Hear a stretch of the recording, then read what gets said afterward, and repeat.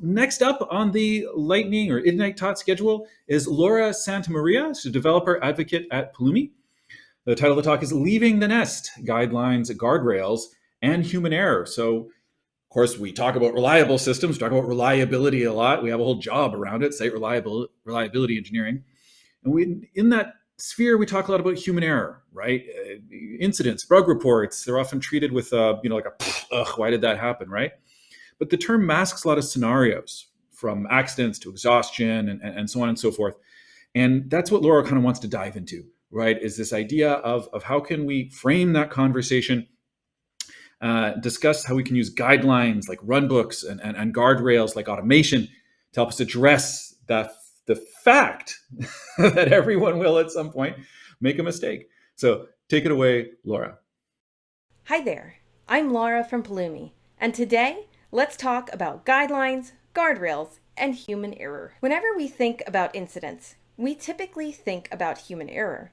It's probably one of the most common causes that are listed for engineering incidents around the world and often masks a lot of different things happening. I know we do blameless postmortems, but really, we can't help but think about who or what do we blame. Human error is shorthand for us saying that we're human and things go wrong. There's many things to blame that fall underneath the human error umbrella, from lack of attention, sleep, or knowledge to a simple mistake. But the thing to know about human error is that it's okay to make a mistake and mess up. We're human. It's just part of life. Whenever you see human error on an incident, though, the real cause is likely some failed process that didn't prevent us from erring, or a lack of mitigation strategies to ensure the same error doesn't happen in the future. So when we think about human error, we want to know how to ensure that it doesn't happen again. Whenever I think about human error on an incident report, I think of a framework for how to move forward and ensure that same error doesn't happen twice. And that framework is guidelines and guardrails. So what are they? Let's start with guidelines. Guidelines aren't rules. They're really more like best practices, or things to follow as long as it's logical to do so. If the guideline isn't logical, you skip it or modify it to suit the situation. As some examples of guidelines, first we have the most obvious, guides. Next, processes like playbooks or decision trees. And finally, we talk about shared experiences, or when two people with differing experience levels share what they encounter to improve processes or guides. Now, on top of guidelines, we have guardrails. Guardrails keep you running along the same path, away from danger, even if something goes wrong. Often these guardrails prevent us from crafting things by hand, for example, or they notify us if something isn't quite right so we can skip over common errors and stay on the path we expect to do. The most common example is automation, like CI/CD pipelines or gated access to production. Another guardrail is an alert, which warns you when something isn't quite right, even when following a guideline like a playbook. Finally, the last example is verification, whether manual like code reviews or automated like confirmation steps. Guidelines and guardrails are most effective when you deploy them early. By having some or all of these systems in place, your projects are more likely to stay on the rails, so to speak, because there's less room for simple human error to happen. Unfortunately, there is a failure mode when you think about guidelines and guardrails.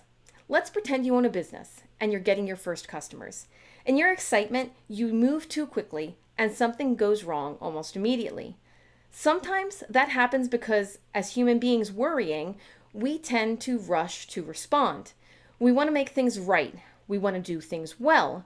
So we really try to get something done immediately. As a result, typically that means that guidelines might not be that great, and so they get ignored because we know what we're doing and start to rush. Or guardrails are too brittle, meaning automation isn't in place, alerts aren't loud enough, or no one's doing code review. All of those things can happen when we're in a rush to make it work. This is why it's so important to deploy guidelines and guardrails early. Really, guidelines and guardrails are just like a habit. You need to keep using them and keep ensuring that they happen to ensure the habit stays in place. So how do you ensure that habit, any habit, stays? Well, the first thing is establish them early. Deploy them when you don't need them so that you can be sure they're done right. Next, be consistent in using them. You want to ensure that even if you think you know the process, you double check. Even if you think you're in good shape, Somebody does some code review, you check your alerts, and you watch your automation. Be consistent in using them all, and then maintain everything. If something's not exactly going right, instead of dealing with it later, handle updating the guidelines or strengthening your guardrails when you encounter them. Spend some time on them to ensure they are always ready to go. You can trust guidelines and guardrails if they're set up properly. You need to ensure that they're established just like any habit, that you are consistent with them, and that you maintain them, even though they're always there. Remember though, we are still human. Even if we create guidelines and guardrails for ourselves, sometimes mistakes happen. Human error does happen. Let's ensure that the same ones don't happen over and over again. Thanks so much for having me, and thank you for listening. Take care. Slava Ukraini.